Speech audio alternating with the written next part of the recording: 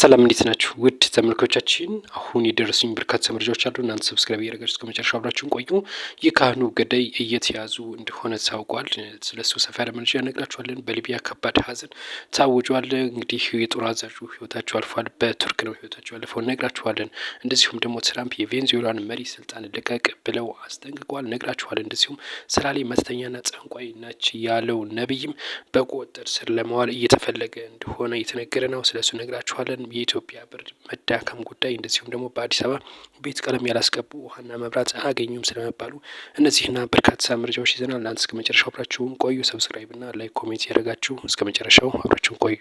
ከካህኑ ግድያ ጋር በተገናኘ 21 ሰዎች እየተፈለጉ እንደሆነ ታውቋል። ከነዛ መካከልም 6ቱ ተይዘዋል የተባለው እነኚህ 21 ሰዎች እየተፈለጉ የሚገኙት ካህኑ ከመሞታቸው በፊት ለሀገረ ስብከቱና ለጸጥታ አካላት አስታውቀው ነበር። እነዚህ 21 ሰዎች በስም ጠቅሰው ማለት ነው እኔ ከሞትኩኝ እነዚህ ሰዎች ተጠያቂዎች ናቸው ማለታቸውን ተከትሎ ነው እንግዲህ እነዚህ 21 ሰዎች እየተፈለጉ የሚገኙት። መላከ ኤዶም ቀሲስ ድጉማ እንግዲህ መገደላቸው ይታወሳል። የወለጋ ሀገረ ስብከት ስራ አስኪያጅ እንደነበር ይታወቃል።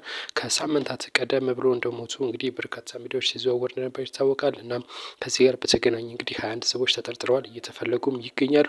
ቀሲሱ ከመሞታቸው በፊት እነዚህ 21 ሰዎች እኔ በሞት ተጠያቂዎች ናቸው፣ ስለዚህ ይታወቅልኝ ብለው ለሀገረ ስብከቱ አስገብተው እንደነበረ በማመልከቻ ጭምር ማለት ነው።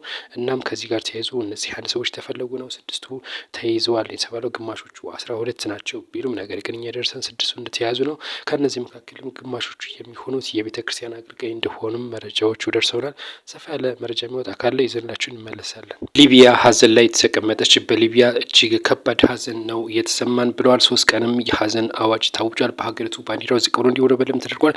የጦር አዛዡና ሌሎቹ አመራሮቹ እንግዲህ በቱርክ አንካራ በነበራቸው ወታደራዊ ስምምነት ለማድረግ ወደ አንካራ አቅንተው ነበር። ከቱርክ ወታደራዊ አመራሮች ጋር ከተወያዩ በኋላ እንግዲህ ይህን ከጨረሱ በኋላ ወደ ሀገራቸው ሲመለሱ ነው እንግዲህ የተሳፈሩበት አውሮፕላን በኤሌክትሪክ ችግር አጋጥሞት የተባለው ከአንካራ ራቅ እንዳሉ ነው እንግዲህ የተከሰከሰው ነው የተባለው። በዚህም ተከስክሶ እንግዲህ 8 ሰዎች ህይወት አልፏል።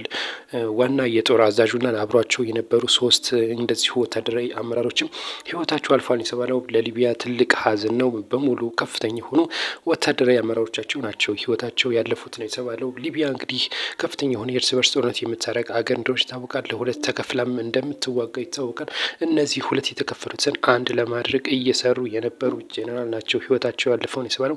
በሊቢያውያን ዘንድ ከፍተኛ አድናቆትና እንደዚሁም ክብር የሚሰጣቸው ጄኔራል ናቸው ህይወታቸው ያለፈው። ሙሐመድ አሊ አህመድ ነው። ሙሐመድ አሊ አህመድ ነው የሚባሉት እነዚህ ጄኔራል እና አብሯቸው የነበሩት ሌሎችም 3 ወታደራዊ ከፍተኛ ወታደራዊ አመራሮችም ህይወታቸው አልፏል። ቱርክም በዚህ ጉዳይ ማብራሪያ ሰጥታለች። እንግዲህ አውሮፕላኑ የኤሌክትሪክ ችግር እንዳጋጠመውና እንደዚሁም ደግሞ እንግዲህ በወደቀበት ቦታ የተለያዩ የአውሮፕላኑ ክፍል ምርመራ እየተደረገበት እንደሆነ ተነግሯል። ሊቢያም እንደዚሁ መግለጫ በማውጣት 3 ቀን ሀዘን አውጃለች ነው የተባለው።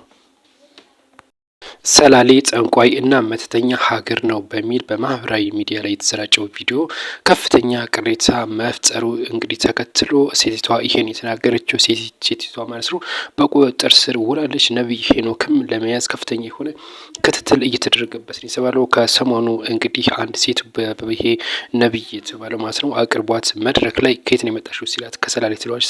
ሰላሌ እኮ የጠንቋይና የመተተኛ ሀገር ነው እንኳን ደህና መጣሽ ከዛ ሀገር በማለቱ እንግዲህ ብዙዎችን ይሄ ቪዲዮ በተለያዩ ማህበራዊ ሚዲያ በመሰራጨቱ ብዙዎችን አስቆጥቷል። የሰላሌ ማህበረሰብ እንደዚሁም ሌላውም አካባቢ ክፉኛ አስቆጥቷል። በዚህም ይሄን የተናገረችው እሷ በቁጥጥር ስር ውላለች።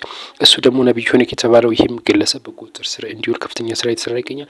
እንደሚታወቀው በርካታ እንደዚህ ነቢይ ነን የሚሉ እንግዲህ ሰባኪያን ማለት ነው እየወጡ የተለያዩ ሀገራትን ወይም ደግሞ እንደዚህ አካባቢዎችን ሲሳደቡ ይሰማል። ባለፈውም የሰሜኑ ክፍል ሰይጣን አለበት ማለት ነው እንግዲህ ብዙዎችን የሰማነው ጉዳይ ነው። እናም እሱም እስካሁን ዝምን የተባለው በህግ ቁጥጥር ይውላል ተብሎ በርካቶችም እንግዲህ በተለያዩ ሶሻል ሚዲያ ላይ ሲያዘዋውሩት ነበር። እናም እንደነዚህ ያሉ ነቢዮች እንግዲህ እርምት እንዲያገኙ ሁላችሁም ተጽዕኖ ማድረግ ያስፈልጋል። ቅጣት መቃት አለባቸው ብለን እናስባለን። መልካም ቆይታ ቀጣዩ መረጃችን የሚሆነው የቬንዙዌላን መሪ ይሆናል። ቬንዙዌላ መሪ እንግዲህ ከዶናልድ ትራምፕ ከፍተኛ የሆነ ጫና እያደረባቸው ይገኛል። እስካሁንም 3 የቬንዙዌላ ነዳጅ ጫኝ መርከቦች እንደታገቱ ይታወቃል። በዶናልድ ትራምፕ ቀጥተኛ ትዕዛዝ ማለት ነው። ኒኮላስ ማዱሮ አሁን ደግሞ አዲስ ዜና ሰምተዋል። አስደንጋጭ ነው ለቬንዙዌላው መሪ ኒኮላስ ማዱሮ የተባለው። ዶናልድ ትራምፕ እንዳሉት ከሆነ በአስቸኳይ ስልጣን ልቀቅ፣ ማይለቅ ከሆነ ስልጣን ከፍተኛ የሆነ ችግር እየጠብቀዋል ሲሉ ዶናልድ ትራምፕ እንግዲህ በፍሎሪዳ በነበረ አንድ ጋዜጣዊ መግለጫ ላይ ነው ይህንን የተናገሩት። ቬንዙዌላ እንግዲህ ከፍተኛ የሆነ ከበባ ውስጥ እንዳለች ይታወቃል። ኒኮላስ ማዱሮቭ እንግዲህ ምላሽ ሰጥተዋል። አሜሪካው ፕሬዚዳንት ዶናልድ ትራምፕ መጀመሪያ የሀገሩን ችግር ሳይፈታ እኛ ጋር መጥቶ ምንድን ነው እንደዚህ እኛን የሚበጠብጠን ሲሉ ተናግረዋል። እንግዲህ ኒኮላስ ማዱሮ ማለት ነው። እንደሚታወቀው ኒኮላስ ማዱሮ በአሜሪካ መንግስት ከፍተኛ የሆነ እጽ አዘዋዋሪ ተብሎ ከተፈረጁ መሪዎች መካከል አንዱ ነው። ከዚህ ጋር ተያይዞ ነው እንግዲህ ዶናልድ ትራምፕም ይህን መሪ በማስወገድ ተላላኪ መንግስት ወይም ደግሞ አመራር ለማስቀመጥ እየሰሩ የሚገኙት። እንደሚታወቀው ቬንዙዌላ ከፍተኛ የሆነ ነዳጅ ማዕድን እንዳላት ይታወቃል። ከዚህ ጋር ተያይዞ ነው እንግዲህ የቬንዙዌላ ነዳጅ ወዴትም መሄድ የለበትም፣ እንደዚሁም ወደ ቬንዙዌላ ምንም መግባት የለበትም በማለት 3 መርከቦችን ማገታቸው ይታወቃል። እንደዚሁም ደግሞ ወደ 110 የሚጠጉ ቬንዙዌላንም ወይም መርከበኞችም መገደላቸው ይታወሳል እስካሁን ማለት ነው። ከዚህ ጋር ተያይዞ የተባበሩት መንግስታትም ድርጅት ስብሰባ እንዲቀመጥ እንግዲህ ተወስኗል ማለት ነው። ድጋፍም አግኝቷል የኒኮላስ ማዱሮ ወይም ደግሞ ቬንዙዌላ ማለት ነው። ምክንያቱም እነ ቻይናና እንደ ሩሲያ ያሉ ሀገራት ድጋፍ በማግኘቱ የተባበሩት መንግስታት ድርጅትም እንዲመክርበት እንግዲህ ቀጠሮ እንደተያዘለት መረጃው ደርሶናል። ቀጣይ መረጃችን የሚሆነው የኢትዮጵያ ብር ነው። የኢትዮጵያ ብር 15 በመቶ አንሷል የተባለው ከዶላር አንጻር ሲወዳደር ማለት ነው። ኢትዮጵያ ብር መግዛት አቅም ከአሜሪካ ዶላር አንጻር 15 በመቶ ማነሱን ማሽቆልቆል የተነገረው በብሉምበርግ ነው። ይህንን መረጃ ያወጣው ኢትዮጵያ ብር በአሁን ወቅት 15 በመቶ ወርዷል ሲል ብሉምበርግ አስነቧል። ይህ የሆነበት ደግሞ ኢትዮጵያ ከፍተኛ የሆነ የዕዳ ጫና እንዳለባት ይታወቃል። 3.5 ቢሊዮን አካባቢ የሚጠጋ ዕዳ እንዳለባት ይታወቃል። ይህንንም ሽግሽግ አድርጋለች። በዚህ ሽግሽግ ምክንያት ኢትዮጵያ ብር እየወደቀው ሲል ብሉምበርግ አስነቧል።